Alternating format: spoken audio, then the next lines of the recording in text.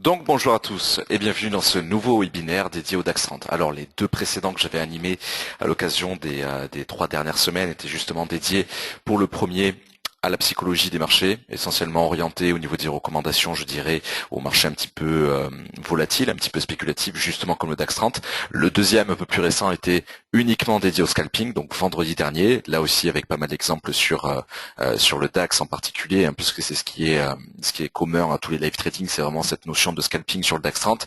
Et aujourd'hui, donc via ce webinaire, j'aimerais en fait revenir un petit peu sur la troisième étape qui me paraît la plus logique, c'est-à-dire plutôt des recommandations d'ordre stratégique. Alors il n'y a pas de stratégie absolue, il n'y a pas de stratégie universelle et forcément gagnante.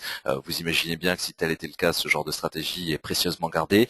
Mais en tout cas, on peut quand même abattre un certain nombre de recommandations. En l'occurrence, il va y en avoir 18, assez rapide, mais en tout cas, il y en aura tout de même 18 qui me paraissent vraiment tout essentielles, tout autant les unes que les autres, et qui seront diffusées justement dans ce webinaire. Alors, avant toute chose, rapidement, je vais passer un petit peu à ce que j'appelle les fondamentaux, qui sont un peu trop souvent oubliés. Il y a quand même une certaine méconnaissance sur les fondamentaux. Parfois, ils ne sont pas bien maîtrisés. On le voit, par exemple, au niveau des questions-réponses en fin de live trading. Globalement, il y a certaines questions qui reviennent assez souvent. Donc, je pense qu'il est important de faire un point sur les fondamentaux. Alors, tout d'abord, rapidement, le DAX 30, donc l'indice boursier allemand composé des 30 plus grandes capitalisations allemandes, des 30 plus grandes entreprises allemandes, sous-entendu dans le secteur privé, eh bien cet indice-là a été créé assez récemment, c'est assez peu connu, mais c'est vrai que c'est relativement récent. L'indice a à peine 26 ans, 26, 27 ans, c'est-à-dire qu'il a été créé le 1er juillet 1988.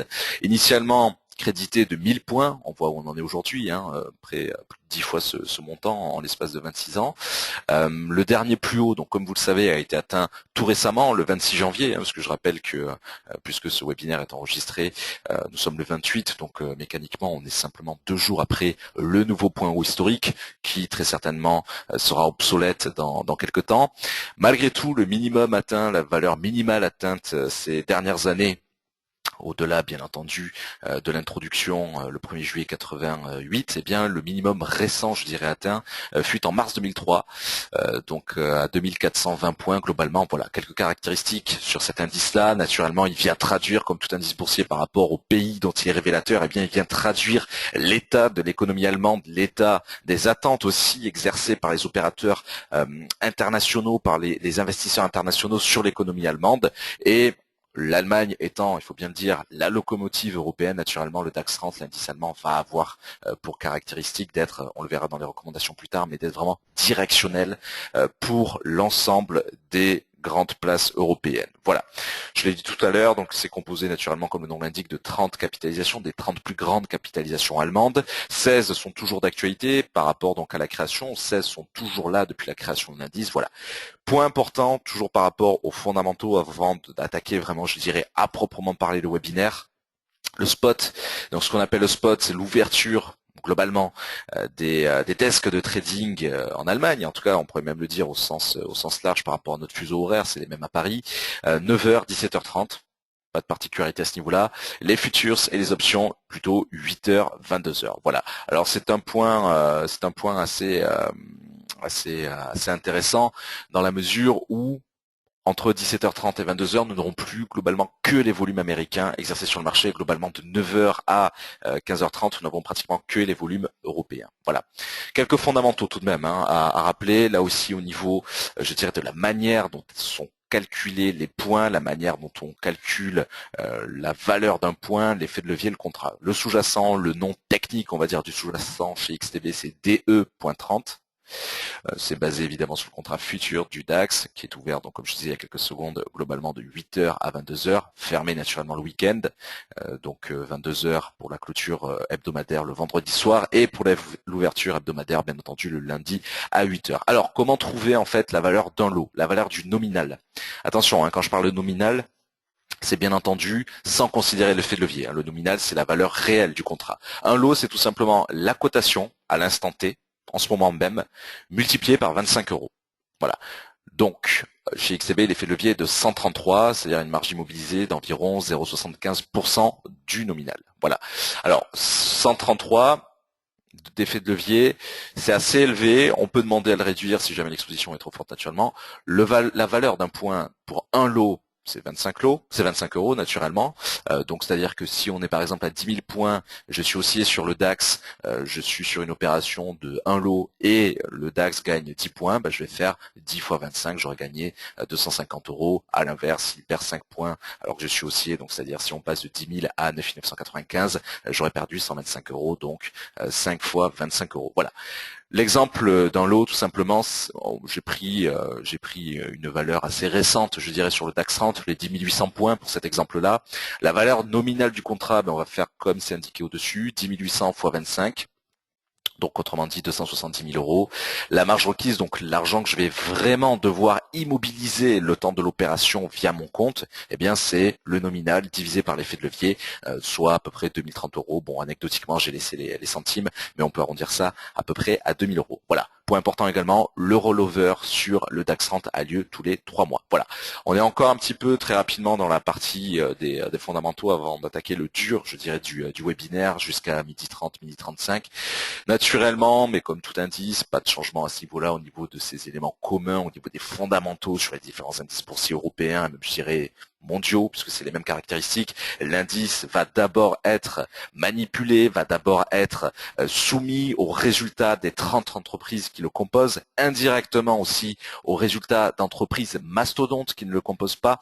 Je pense notamment en ce moment même, nous avons donc la période des publications des résultats trimestriels pour le quatrième trimestre 2014 en provenance des États-Unis. On a notamment remarqué nettement que depuis hier, le DAX est un petit peu en chute libre, 300-400 points, à cause de mauvais résultats trimestriels de Caterpillar, de Procter & Gamble et de Microsoft. Donc 3 entreprises américaines, mais qui malgré tout, par corrélation, ont fortement fait baisser Wall Street et dans son impulsion, naturellement, ont fait fortement baisser le DAX 30, pas que le DAX 30, mais je reviendrai dessus, il y a une très forte corrélation globalement entre l'indice allemand et les indices américains. Un petit peu dans les deux sens, il y a encore une semaine, c'était plutôt l'Europe qui dominait le marché grâce au soutien de la BCE. Voilà.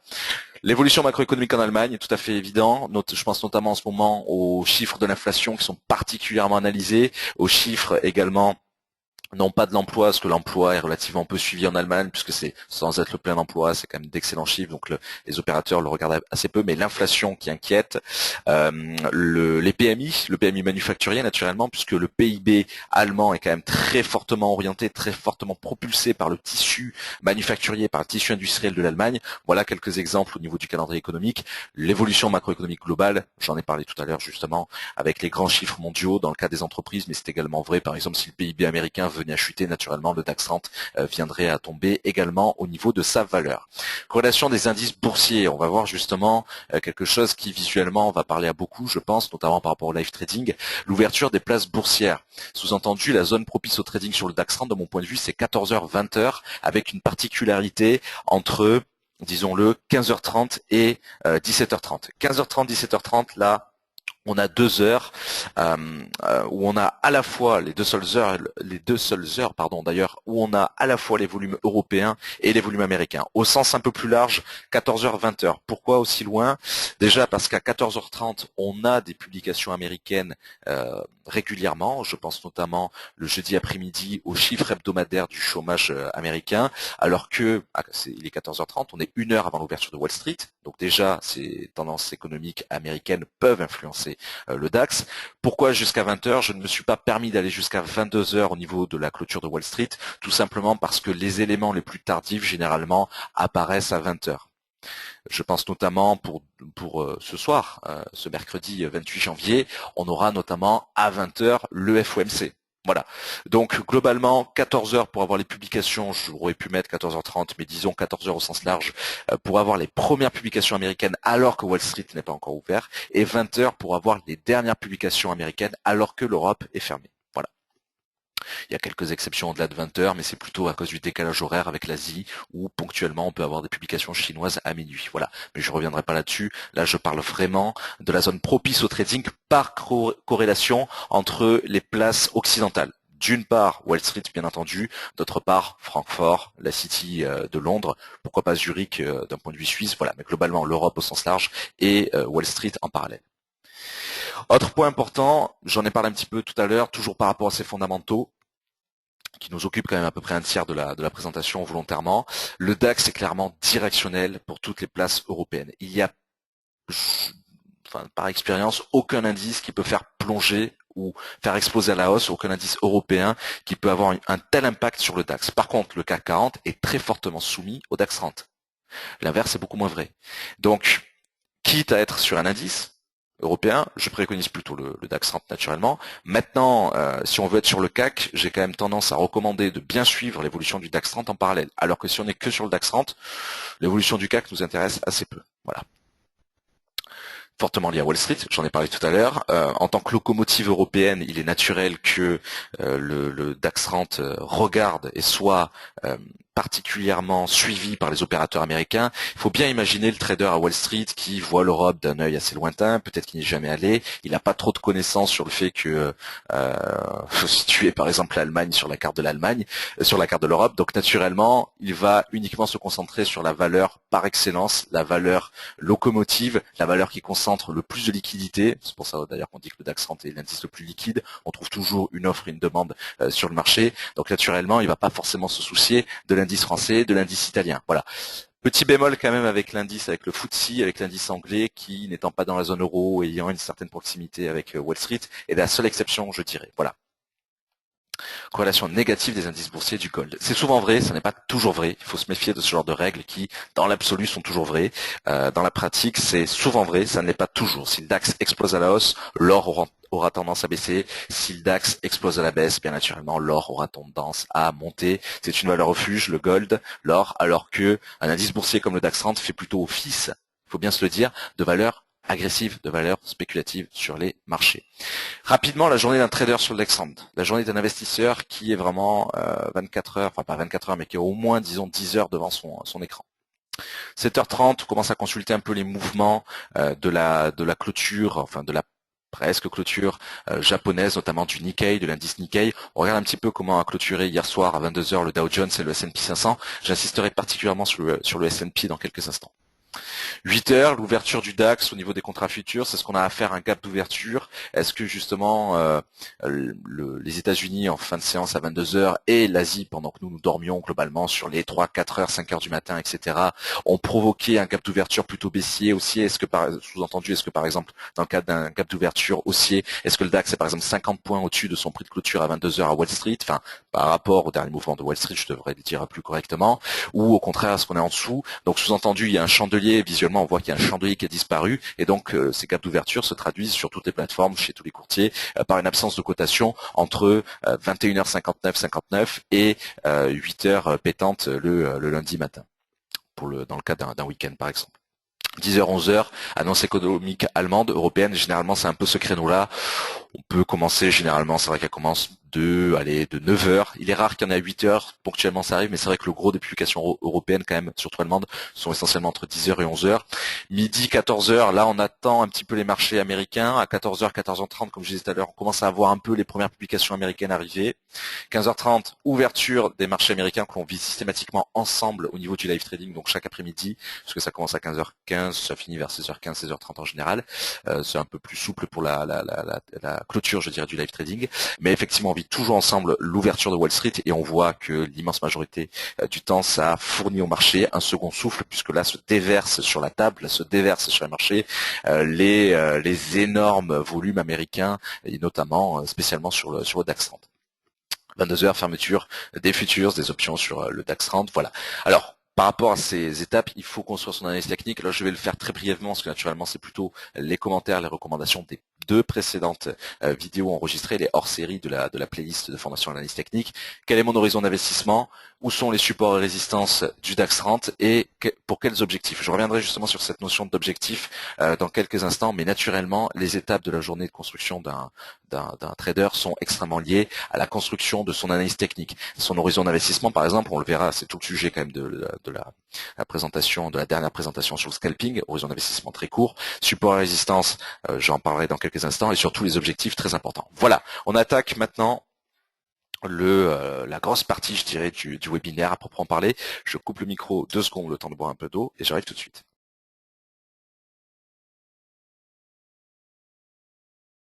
Voilà. Alors, n'hésitez pas, tout au long de cette dernière partie qui va être assez longue, qui va nous prendre à peu près un quart d'heure, n'hésitez pas à poser des questions en parallèle, j'y répondrai évidemment en intégralité. Alors, il y a pour moi, au début j'hésitais à lister une dizaine de règles. Je me suis dit que c'était un peu léger parce que finalement il y a beaucoup plus de points communs aux questions que je reçois en live trading. Donc pour moi il y a vraiment, finalement j'ai listé à peu près 18 questions, 18 recommandations stratégiques, 18 un peu comme une FAQ, un peu comme une foire aux questions. Donc effectivement on va voir tout cela point par point. Ces 18 points pour moi sont absolument fondamentaux pour abattre sa propre stratégie par rapport aux recommandations que je vais faire. Alors, premier point, on va être sur un marché totalement explosif. Le DAX 30, c'est le moins qu'on puisse dire, on le voit depuis hier par exemple. Le DAX a perdu, juste avant que je crée, enfin juste avant que je lance le webinaire, on était à peu près globalement à 300 points de baisse sur le DAX 30. Il ne faut pas oublier qu'on est sur des valeurs de plus en plus élevées. Le DAX a gagné à peu près, allez, à la louche, 1000 points en 5 semaines depuis la fin 2014 jusqu'à aujourd'hui. Il vient d'en perdre 300. C'est un marché totalement explosif. Ça va faire écho, cette recommandation, avec plusieurs autres, notamment celle de faire des analyses à long terme. La seule recommandation la plus prudente que je peux vous donner ici, c'est exactement celle du live trading, c'est de ne s'intéresser qu'au scalping. C'est-à-dire que faire uniquement des opérations de 5 points, 10 points, 15 points de variation. Mon point de vue ne sert à rien en ce moment d'aller chercher, de vouloir chercher des take profits à 50, 100 points, 200 points sur le DAX 30 parce qu'on n'a pas de visibilité. Vous l'avez vu notamment récemment avec la rupture des récents points hauts, on n'a pas de support technique puisque ce sont des nouveaux points. Donc ce sont des supports psychologiques que l'on vise. Il n'y a pas de lisibilité sur ce marché en ce moment, si ce n'est, on le verra plus tard, l'impulsion des banques centrales, essentiellement de la Banque centrale européenne, mais pas seulement. On verra aussi ce soir avec la Fed, Banque centrale américaine. Donc vraiment du scalping, du scalping, du scalping, des opérations à court terme, très très court terme, des 5 points, 10 points, 15 points, 20 points de variation, comme on le fait en séance. Il faut jamais oublier quelque chose. Finalement, un scalper peut être beaucoup plus gagnant, peut être beaucoup plus rentable, et en plus moins stressé, on verra pourquoi, qu'un profil à moyen terme. Un profil à moyen terme, par exemple, je vais prendre un exemple un peu arbitraire, va chercher 50 points de variation à la hausse entre 10 000 et 10 050. Seulement, une variation, c'est jamais une diagonale. On le voit au niveau du live trading là aussi, il y a beaucoup de bouffées d'oxygène baissière haussière sur lesquelles je rentre 2 fois, 3 fois de suite, à peu près sur le même point d'entrée. Un même point peut se prendre plusieurs fois. Sur 50 points de variation DAX, un scalper va peut-être en prendre 60, 70, 80, 90. C'est absolument essentiel de bien le comprendre et finalement ça explique aussi pourquoi en cas de range, de trading range, seul un scalper peut aller sur le marché quand le marché évolue vraiment entre deux bornes assez limitées, par exemple espacées de 20 points, on a les retours très constants, une fois le support testé on va sur la résistance, ainsi de suite, ainsi de suite, et là un investisseur à moyen terme est embêté, il ne peut strictement rien faire. Donc déjà ça répond un peu, on va dire, à tous les cas de figure en ce moment. On n'a pas un marché spécialement lisible, si ce n'est une tendance de fond haussière sur unité de temps, on va dire, en canal haussier en D1, mais c'est plus une trame. C'est pas tellement une raison pour entrer sur le DAX à 100 points de variation, comme on l'a vu, malgré cette tendance fortement haussière depuis 3 à 4 semaines, le DAX vient de perdre 300 points. Donc là, un investisseur moyen terme prudent aurait vu ses stop loss touchés, alors qu'il aurait eu ces raisons de reviser à nouveau les 10 800, pourquoi pas un nouveau point haut historique à 10 900, etc. Plus que jamais, l'analyse technique et le chartisme, je résumais ça en AT et ANSI, ne peuvent s'abattre qu'au-dessus du M30. Je déconseille très fortement d'aller sur le M1, M5 et M15 abattre des éléments chartistes et des éléments d'analyse technique. C'est fondamental. Trop de signaux tuent les signaux. Si on commence à mettre sa stratégie, même si on est en scalping, et vous allez voir pourquoi, sur le M1, M5, M15, on va avoir beaucoup de signaux, donc beaucoup de faux signaux. On voit en live trading comment utiliser l'analyse technique et le chartisme sur les grandes unités temps, qui nous servent de trame de fond, jusqu'au M30. Le M5 ne me sert que de support visuel pour le comportement des chandeliers japonais, ce que je n'appellerais pas tout à fait du chartisme, parce qu'en vérité, on vient plutôt voir les impulsions, on vient plutôt voir la respiration du chandelier, et pas tellement chercher en M5 un doji ou un avalement, etc. Donc, attention, plus que jamais, au chartisme et à l'analyse technique en dessous du M30.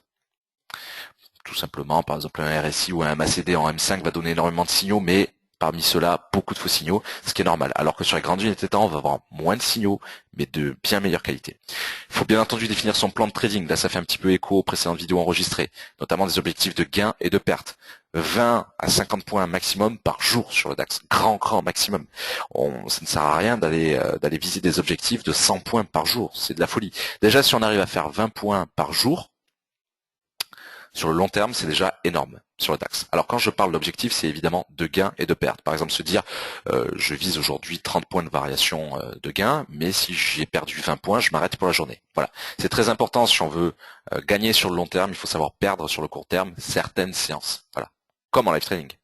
L'aspect psychologique, je vais pas trop m'étendre dessus parce que c'est tout le sujet de l'avant-dernière vidéo enregistrée qui est diffusée sur YouTube de 40-42 minutes, pareil, qui était un webinaire. Ne pas chercher à se venger. Je reviendrai simplement rapidement sur la notion d'animal blessé, qui veut chercher à se venger du marché parce qu'il a perdu 3 opérations. Donc la quatrième, il va revenir à la charge avec plus de volume, et finalement c'est la quatrième qui est fatidique. Il faut accepter sa perte. Ça fait écho à la 3e recommandation de définir des objectifs de perte et de gain.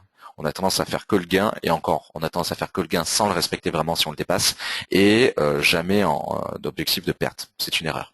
Le money management, rapidement, le scalping avec de gros volumes, c'est un suicide financier, je le déconseille très fortement. Vous voyez qu'en live trading, pour la plupart, parce que je pense que vous y êtes pour la plupart, je prends des volumes assez modérés. Je préfère multiplier la fréquence des opérations, faire 10 trades en 1 heure, avec maximum 2-3 opérations DAX en même temps, que faire un seul trade avec beaucoup de volume ou qu'arriver, je sais pas, avec des opérations à un lot, 2 lots. Non, c'est du suicide financier sur le moyen long terme. Ça peut être gagnant à court terme, très bien. Ça ressemblerait donc plus à de la chance. En cas de couverture de risque, il y a plus de volume disponible pour couvrir son portefeuille, pour faire pourquoi pas un scénario de hedging. Donc attention, il faut être prudent avec le scalping. C'était d'ailleurs une des recommandations centrales de la précédente vidéo dédiée à ce sujet-là. Toujours pareil sur la chaîne d'XTB France, avec dans la playlist de la formation d'analyse technique. Donc voilà, méfiance avec les volumes. Il faut savoir bien les pondérer. Les baisses sont toujours plus violentes. Alors, ce chiffre de 60% plus rapide de baisse, enfin que les baisses sont plus rapides et plus violentes de 60% que les hausses, en fait, n'est pas calculé sur le DAX, mais sur le S&P 500, qui pour sur un grand nombre, je dirais, de points est très commun au DAX 30. Il n'y a pas d'études vraiment établies à ce niveau-là sur le DAX 30. J'ai tendance à penser que c'est par expérience que c'est sensiblement le même chiffre, si c'est pas tout à fait 60, peut-être un peu plus, un peu moins, mais globalement le même ordre de grandeur. Donc méfiance quand on rentre à la hausse en scalping, même en scalping, dans un marché qui sur l'ensemble de la journée est baissier. Il faut faire très attention. Et notamment ne pas splitter, par exemple, ne pas alourdir son opération. C'est vrai qu'il vaut mieux, on le verra avec la stratégie de l'entonnoir, avoir tous les feux verts ou tous les feux rouges, c'est le cas de le dire, au niveau de ces 3 unités de temps d'entonnoir. Il est plus simple de détruire que de construire, ça c'est du bon sens. Donc naturellement, il est beaucoup plus simple, je dirais, au DAX 30 de perdre 100 points que d'en gagner 100, même si sa tendance de long terme est haussière. 7e point. Nos sentiments nous trompent systématiquement sur le DAX 30. L'un des exemples les plus concrets qui vous parlera et qui est un des plus récents, qui était encore vrai il y a une semaine, on entendait souvent oui, mais le sommet du DAX 30 est de 10 090 points, donc quelle que soit la mesure de la BCE, ça n'ira pas beaucoup plus haut. Donc beaucoup de personnes partout, de toute manière, je suppose, se sont placées à la baisse une fois les 10 090 points touchés. C'est une erreur. C'est une erreur parce que c'est un sentiment. Le DAX, d'un point de vue trading à proprement parler, n'en a strictement rien à faire que son point haut soit à 10 090, soit à 10 100. Les opérateurs, pareil. N'oubliez pas que plus de 60% des volumes actuellement ne sont pas entre les mains d'humains. Ils sont entre les mains d'opérateurs, d'experts advisors, donc d'automates de trading. Donc méfiance avec ces règles qui, parce que psychologiquement elles nous parlent, sont forcément vraies d'un point de vue trading. C'est jamais le cas, donc méfiance avec les absolus d'une manière générale. Nous sommes influençables, très influençables. Il vaut mieux se fier uniquement à sa propre analyse que lire 50 analyses dans la journée. J'ai entendu que le DAX irait par là, etc. Alors, ça fera écho justement à une recommandation que je trouve très très importante, qui sera la 12e, donc on va y venir peu à peu. Tout d'abord, une recommandation sur les automates de trading. Alors, si vous trouvez dans le commerce, sur Internet, des automates qui sont autonomes, c'est-à-dire qui sont censés acheter ou vendre des opérations, et voilà, qui sont autonomes et qui surtout ils sont vendus, parfois même pas trop cher, quelques dizaines d'euros, certains quelques centaines, c'est quelque chose à fuir. C'est du bon sens. Si vous avez entre les mains un expert advisor, un automate de trading qui est gagnant, que vous avez programmé vous-même, il est évident que vous n'allez pas le vendre. Donc de la même manière, tous les automates de trading que vous allez trouver sur le marché sont, excusez-moi du terme, mais totalement foireux. Voilà. Parce que si ça n'était pas le cas, s'ils étaient gagnants, leurs auteurs se garderaient bien de les vendre, et dans quel cas, ils les utiliseraient pour leurs propres fonds. Voilà. Et en quelques mois, quelques années, ils auraient fait leur fortune. Voilà. C'est absolument essentiel puisqu'il y a beaucoup de questions à ce niveau-là sur les automates de trading. Les seuls automates auxquels je crois et à titre personnel que je code et que j'utilise à titre personnel, ce sont des supports. C'est-à-dire, ça n'est pas quelque chose d'autonome. C'est un automate qui va me dire, voilà, par rapport à ma stratégie, les feux verts techniques minimaux sont réunis sur tel actif. Par exemple, tel automate va me dire, ah ben normalement vous utilisez tel point pour entrer sur le marché, il est réuni. Et là donc il y a un pop-up, il y a une alerte ou un mail qui est envoyé qui me dit, vos conditions techniques minimales sont réunies, voilà. Mais libre au trader de rentrer ou pas. Donc c'est pas quelque chose d'autonome, c'est un support à la décision. C'est très différent. Mais tout ce qui est autonome et qui est vendu dans le commerce, à fuir littéralement. Voilà. C'est du bon sens. De la même manière que il faut fuir tout ce qui est trop beau. Hein. Je veux dire, tout ce qui est trop beau pour être vrai, voilà, méfiance.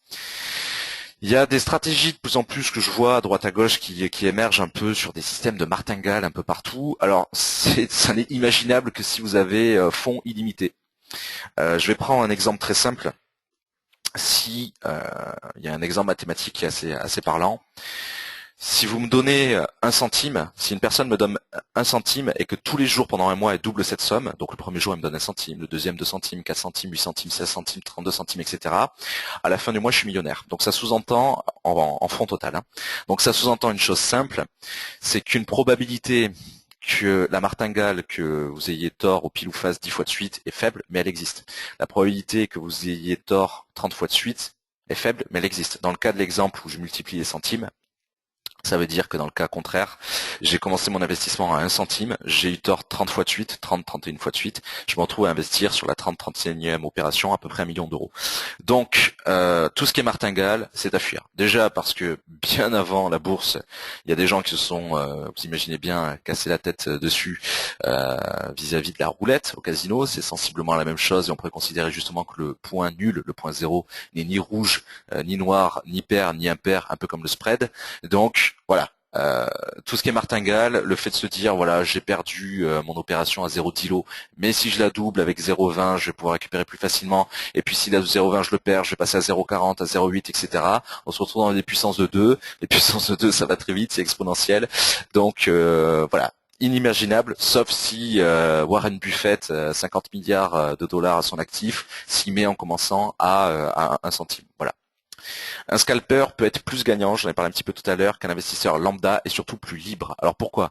Parce que l'investisseur lambda qui va laisser courir sur le DAX une opération à 500 points de variation, il va être un peu condamné à regarder tout le temps son écran. Le scalper, non. Le scalper, il va décider si cette heure il a envie de travailler, si aujourd'hui il va sur le marché ou pas. Il n'est pas soumis, il peut esquiver le scalper adroitement les décisions historiques des banques centrales. Vous avez remarqué justement que pour celle de la BCE la semaine dernière, on n'avait plus aucune opération ouverte, c'était volontaire, et adroitement, hop, on se place juste après.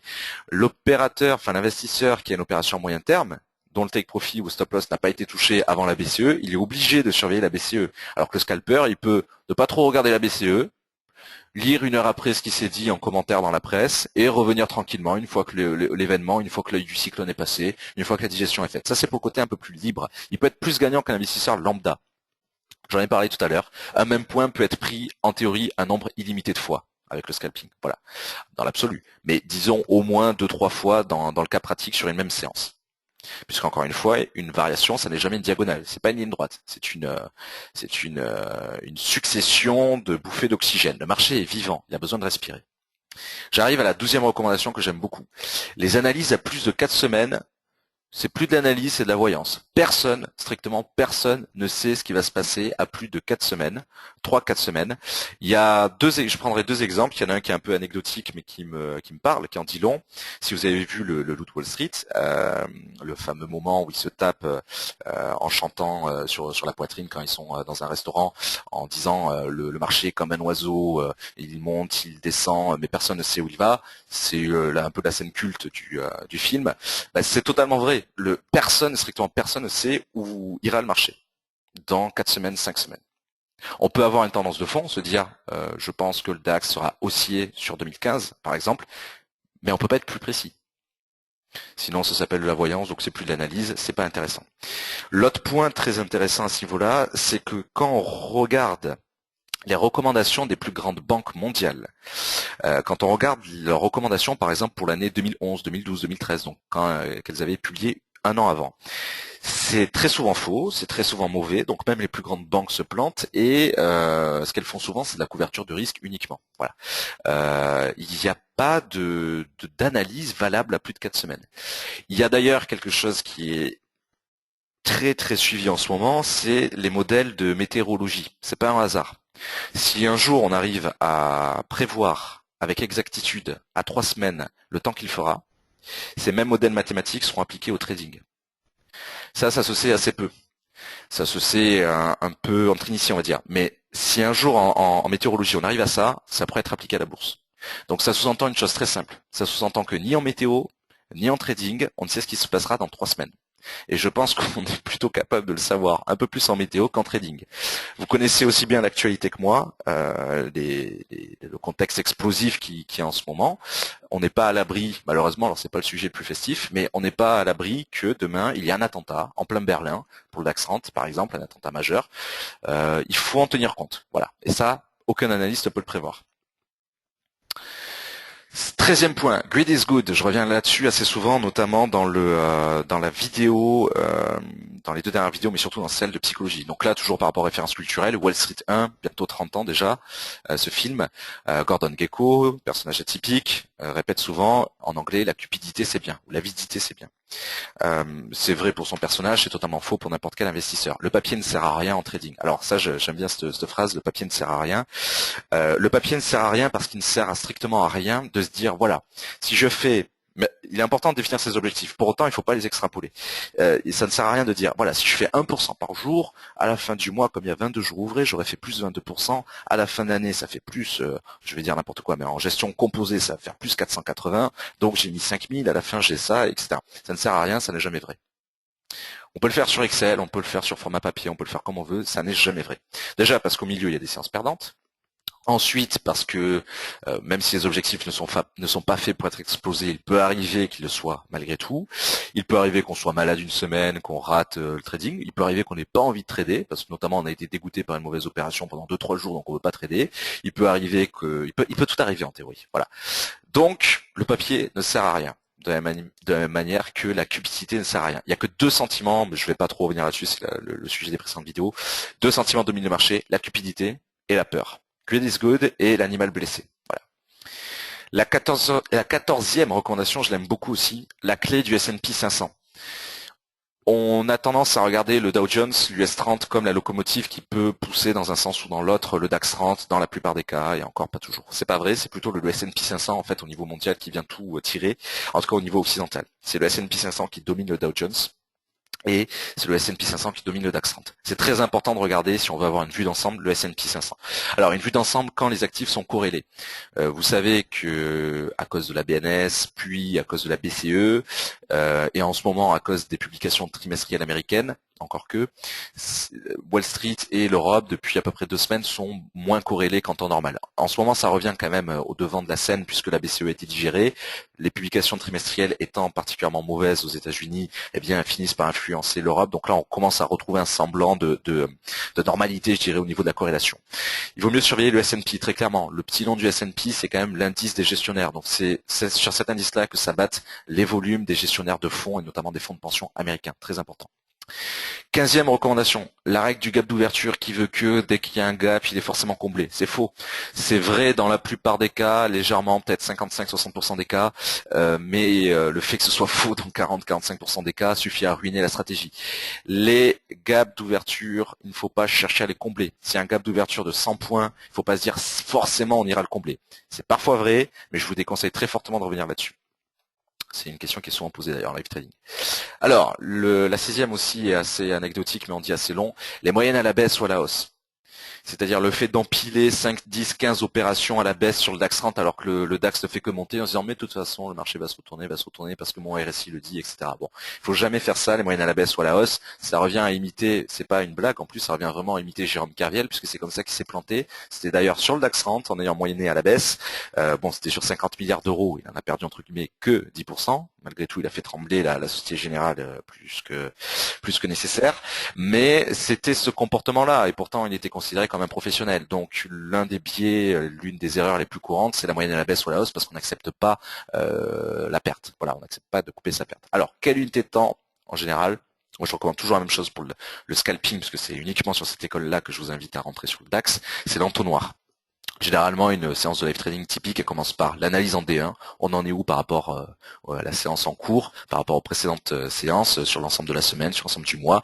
Puis le M30, parfois le H1, pour avoir vraiment cette même vue, mais sur l'ensemble de la séance du jour même. Et enfin le M5. Alors je rappelle que les deux premières, c'est là où j'abat le chartisme et l'analyse technique. Et le M5 me sert juste à voir la respiration des chandeliers par rapport à mon contexte. Si tout l'entonnoir est dans le vert, c'est-à-dire si le D1 me dit on est haussier, le M30H1 me dit on est haussier, le M5 me dit on est haussier, là je vais avoir un comportement un peu plus spéculateur sur les volumes que je vais appliquer sur mon scalping haussier. Par contre, si j'ai un des feux qui clignote un peu au orange ou au rouge, par exemple le D1 me dit on est haussier, mais depuis 1 heure 30 minutes on est baissier, et le M5 me dit on est haussier, attention, là il faut commencer un petit peu à se méfier. Voilà, idéalement il faut avoir tout son entonnoir dans le rouge, pour un gros signal baissier, pour être vraiment fortement impliqué au niveau des volumes à la baisse sur le scalping, ou dans le vert pour être fortement impliqué naturellement à la hausse sur ce même actif. L'entonnoir est très important.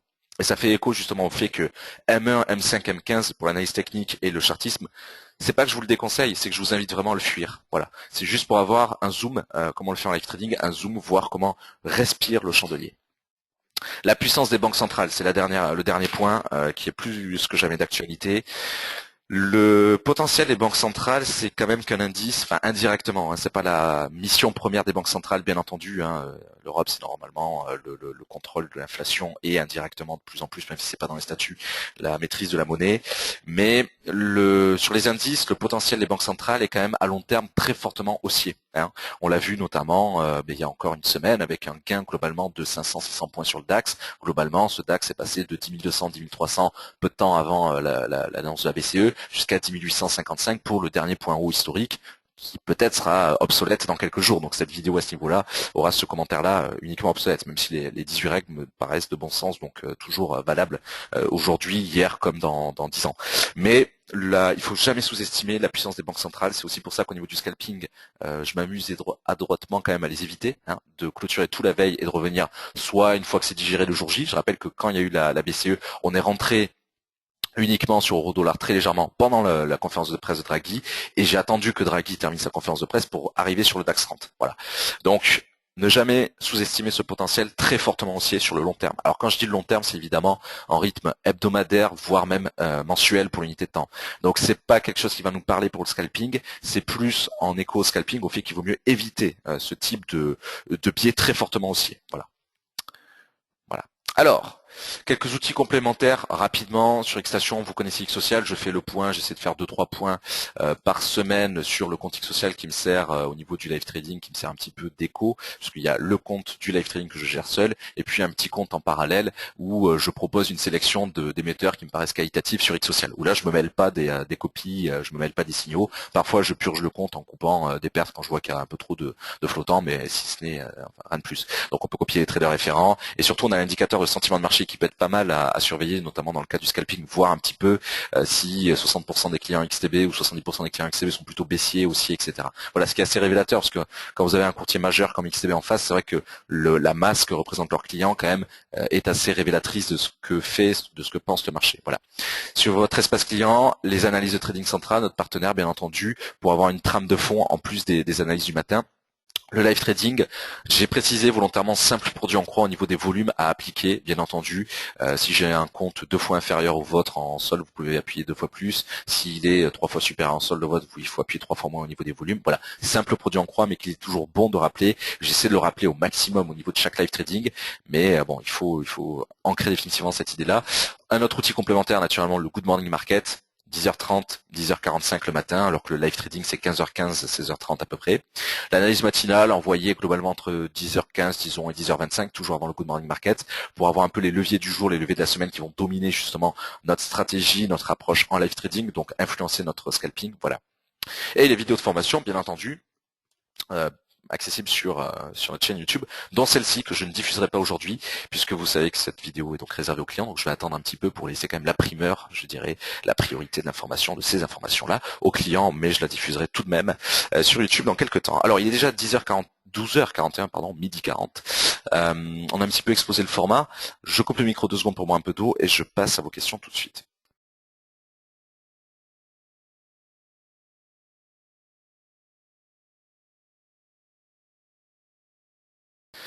Alors, Gilles me dit, votre dernier webinaire sur le scalping est-il consultable? Oui, alors sur notre chaîne YouTube directement, j'en parlais tout à l'heure, c'est l'avant-dernière vidéo publiée d'ailleurs à ce jour. Peut-on avoir une copie du support? Globalement, la question est posée 2-3 fois. Oui, pas de problème aussi, vous n'hésitez pas à envoyer un mail, on vous joint tout ça. Jean-Luc me dit, le Dow Jones, le contrat futur du Dow Jones peut-il jouer sur le DAX du lendemain? Bien sûr, j'en ai parlé tout à l'heure, c'est peut-être arrivé en cours, mais effectivement, oui, c'est un fort impact.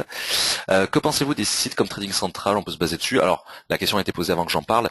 C'est un de nos partenaires. Nous, on communique leur 2 fois par jour à nos clients leurs signaux. Le seul problème, enfin, moi j'aime beaucoup. Méfiance tout de même parce que c'est plus pour définir la trame de fond et pas tellement pour le scalping, parce que de toute manière, on peut pas communiquer par mail sur le scalping. Le temps de le temps d'écrire et d'envoyer le mail, l'opération est déjà clôturée. Voilà. Alors. Christian me demande comment retrouver la séance de la semaine dernière concernant le DAX et le scalping. Alors sur YouTube en tapant XTBFR, donc là vous êtes tombé sur notre profil, ou sinon en faisant youtube.com/xtbfr dans votre barre de navigateur. Voilà. Claude me dit, pour la recommandation stratégique du point analyse technique et chartisme, peut-on utiliser aussi le M30 ou toujours supérieur? Le minimum est le M30, donc oui le M30 mais c'est un minimum. Voilà. Gilles me dit, c'est bon, j'ai mes réponses. Par contre, est-ce que vous scalpez en M5? Oui, par rapport au live trading, toujours en M5. Les seules fois très exceptionnellement où je vais en M1, c'est pas pour scalper, c'est juste parce que j'ai besoin de zoomer sur un chandelier. Voilà. Voilà, alors après il y a les questions sur le support, j'ai répondu, sur le fait de diffuser.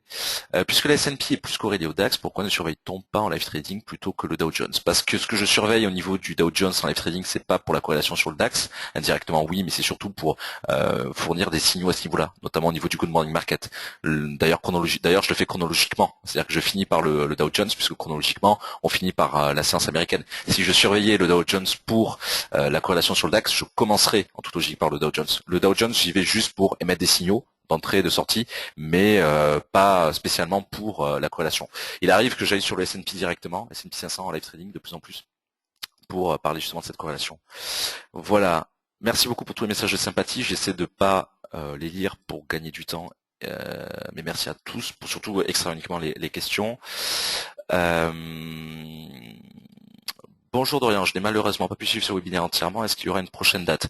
Oui, en février me semble, mais vous inquiétez pas, il sera diffusé bien avant cela, en tout cas d'ici là, sur YouTube. Voilà. Cédric, je vais finir sur cette question. Alors Cédric me dit, c'est-à-dire qu'avant de trader le matin sur le DAX 30, il faut regarder le S&P. Si le S&P est baissier, ça veut dire que le DAX à l'ouverture est baissier. Non, c'est pas aussi simple, sinon on aurait le métier le plus simple du monde, catégoriquement. Il faut bien faire la part des choses. Ça a un impact, c'est sûr. Ça a un impact évident. Maintenant, il faut aussi le regarder à l'instant T, parce qu'il faut aussi le surveiller à l'ouverture de Wall Street, par exemple. C'est pas tout de regarder la veille. Mais il faut pas se dire, parce que le S&P a clôturé en baisse, le DAX 30 sera forcément baissier ce matin. Sinon, il est évident qu'on aurait le métier le plus simple du monde. Et pour le côté anecdotique, on serait tous aux Bahamas. Voilà. Donc c'est pas si simple, mais il y a quand même un effet de corrélation très fort. Voilà. Écoutez, pas plus visiblement. On a un peu exposé le format. Merci à tous pour votre présence. Vous avez été très nombreux. Il me semble que c'est un record d'ailleurs de fréquentation. Je vous invite naturellement à 15h15 pour le live trading habituel. D'ici là, n'hésitez pas à nous appeler, à nous envoyer un mail ou à nous rendre visite dans nos locaux comme d'habitude. Voilà. Excellente fin de journée à tous. Très bon appétit et à tout à l'heure.